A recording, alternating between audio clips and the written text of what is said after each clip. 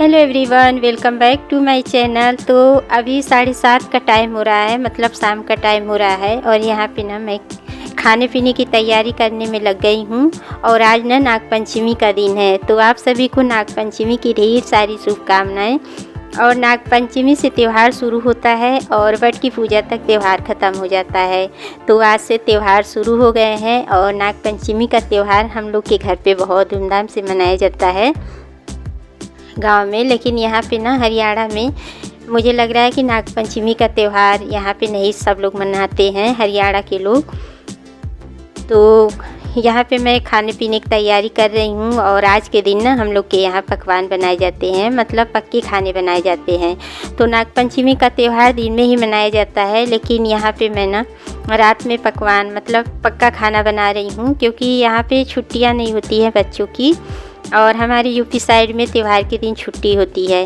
तो बच्चों को सुबह में नाश्ता बना के दे दी थी, बच्चे स्कूल चले गए थे और मैंने सोचा कि बच्चे दोपहर तक आ जाएंगे तो रात में अच्छे से त्यौहार मनाया जाएगा, मतलब पकवान बनाया जाएगा और खाया जाएगा। लेकिन मेरा तो व्रत है, मैं तो नहीं खाऊंगी, लेकिन बच्चों के लिए और ये भी आ गए हैं तो इनके लिए मैं खाना बना रही हूँ।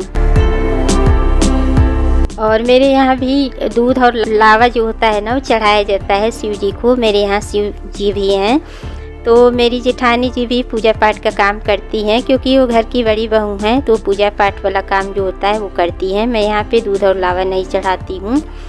और मेरे मायके में भी मनाया जाता है बहुत अच्छे से। तो आज के दिन ना जब हम लोग छोटे छोटे रहते थे तो अच्छे अच्छे नए नए कपड़े पहन के तैयार हो जाते थे। और मेरे यहाँ गांव में ना एक रस्म होती है, मतलब गांव के बाहर ना एक बहुत बड़ा सा तालाब है, वहाँ पे एक पूजा होती है। तो हम लोग सभी लड़कियाँ और जो शादीशुदा लड़कियाँ होती है ना वो अपने ससुराल से मायके आती हैं सावन में।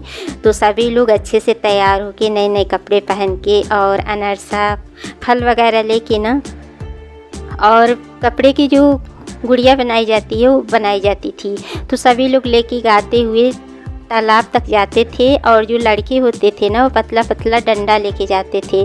तो गुड़िया को हम लोग तालाब में फेंकते थे और लड़के ना उस गुड़िया को पीटते थे पानी में जा के। तो ये छोटी सी रस्म है, पता नहीं आप लोगों की साइड होता है कि नहीं, अगर होता होगा तो बताना आप लोग। और फिर ये रस्म करने के बाद फिर सभी लोग प्रसाद एक दूसरे का खाते थे और फिर गाना गाते हुए घर को आते थे। तो बहुत अच्छा लगता था, मुझे वो सारी बातें आज याद आ रही है।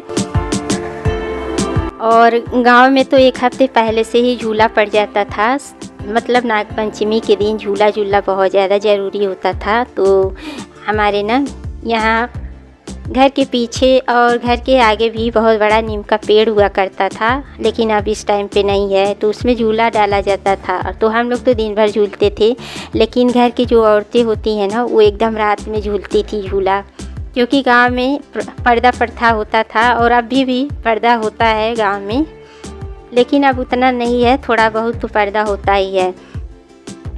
तो बहुत मज़ा आता था झूला झूलने में। तो ये भी एक रस्म ही है, लेकिन अब गांव में भी वो चहल पहल नहीं रह गई है। पहले तो गांव में कच्चे कच्चे मकान हुआ करते थे, झोपड़ियाँ होती थी और एक दूसरे से इतना प्यार था, इतना मतलब अपनापन हुआ करता था।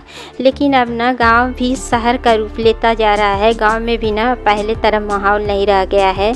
गांव में भी अब पक्के पक्के मकान बन गए हैं। तो पक्के मकान तो बन गए, वो अच्छी बात है, लेकिन ना गांव में भी अब पहले की तरह रौनक नहीं रह गई है।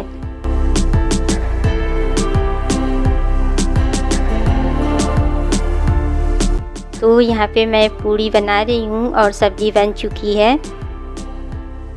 और अभी मैं फरवरी में ही गांव में गई थी, तो गांव में ना अब गांव में भी बहुत ज़्यादा बदलाव आ चुका है, मतलब पहले की तरह कुछ भी नहीं रह गया। हम लोगों के टाइम में गांव में बहुत अच्छा लगता था, बहुत ज़्यादा सुकून रहता था, एक दूसरे से प्यार था, एक दूसरे से अपनापन था, एक दूसरे के घर सभी लोग आते जाते थे। लेकिन अब ना गांव में भी सभी में बदलाव आ गया है, गांव धीरे धीरे ना शहर का रूप लेने लगा है। तो गांव में उस तरह का माहौल नहीं रह गया है। और खाना अब तैयार हो गया है। यहाँ पे मेघना सलाद काट रही है और मैं अपना फलाहार कर चुकी हूँ।